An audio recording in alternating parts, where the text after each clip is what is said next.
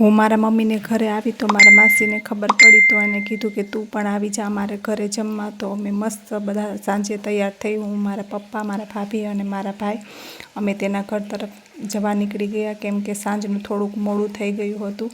તો અમે જલ્દી મસ્ત તૈયાર થઈ અને જવા લાગ્યા। અને હા, તમે કોમેન્ટ કરીને જરૂરથી બતાવજો કે મારા બ્લોગ તમને હિન્દી લેંગ્વેજમાં સારા લાગે કે ગુજરાતી લેંગ્વેજમાં।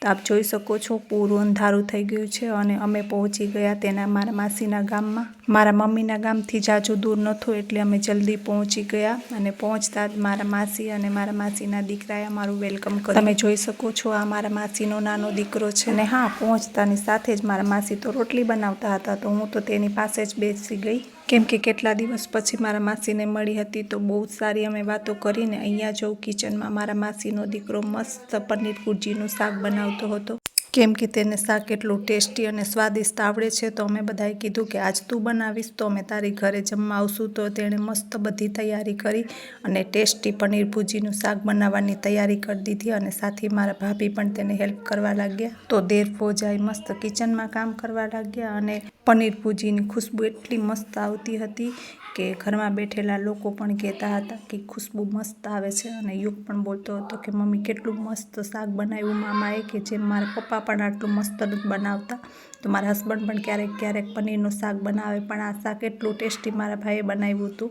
તો યુગ પણ કહેવા લાગ્યો કે મમ્મી આટલું ટેસ્ટી શાક તો મારા પપ્પા પણ નથી બનાવતા। તો અહીંયા હું મારા માસીને રોટલી બનાવવામાં હેલ્પ કરું છું અને અહીંયા મારા ભાભીએ મસ્ત સલાડ બલાડ સબ કાપીને રાખી દીધું અને સબ્જી મસ્ત બનીને તૈયાર કરી દીધી। ડેકોરેશનમાં ધાણા અને પનીરને ક્રશ કરીને પણ મારા ભાઈએ સર્વ કરવા માટે તૈયાર કરી દીધું।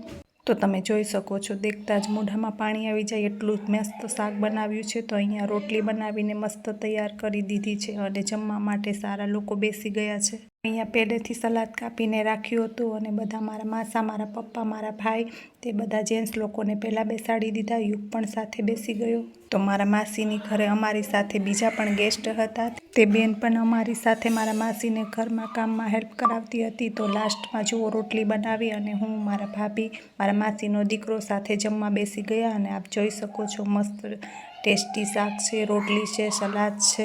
અને પછી જમીને મેં કીધું મારા માસીને ચાલો તમને થોડી હેલ્પ કરવા લાગું। તો હું વાસણ ધોવા માટે બેસી ગઈ, હું અને મારા માસી અને મારા ભાભીએ કચરા પોતા કરી લીધા અને મસ્ત અમે ખાઈ પી અને ઉપર મારા ભાઈ લોકો બેઠા હતા તો હું પણ તેની પાસે બેસવા માટે ચાલી ગઈ। થોડીક વાર એની પાસે બેઠી તારા મારા માસીએ બોલાવી કે ચાલ બેટા મેં થોડી કપડાની ખરીદી કરી છે। તો આપ જોઈ શકો છો મારી માસીએ મસ્ત સાડી લીધી તો તે મને બતાવતા હતા કે તને ગમતી હોય તો તું પણ લઈ જા। તો જોવા એક તે પણ સાડી છે, તે પણ સુંદર છે। તો મેં તો ઓલરેડી શોપિંગ કરી લીધી હતી। તો મેં મારા માસીને કીધું કે ના માસી મેં તો શોપિંગ કરી લીધી છે। તો બેસતા મોડું થઈ ગયું છે તો હું, મારા પપ્પા, મારા ભાઈ ભાભી અમે ઘરે જવા માટે તૈયાર થઈ ગયા અને ઘરે જવા નીકળી ગયા। અને હા, તમને મારા મિની બ્લોગ કેવા લાગે છે કોમેન્ટ કરીને બતાવજો। તો આપ જોઈ શકો છો અમે લોકો તેના ગામમાંથી નીકળી ગયા અને અમારા ઘર તરફ જવા નીકળી ગયા। તો અમે પહોંચી ગયા અમારી ઘરે। તો મેરી ચેનલને સબસ્ક્રાઈબ કરજો, વિડીયોને લાઈક કરજો। Thank you.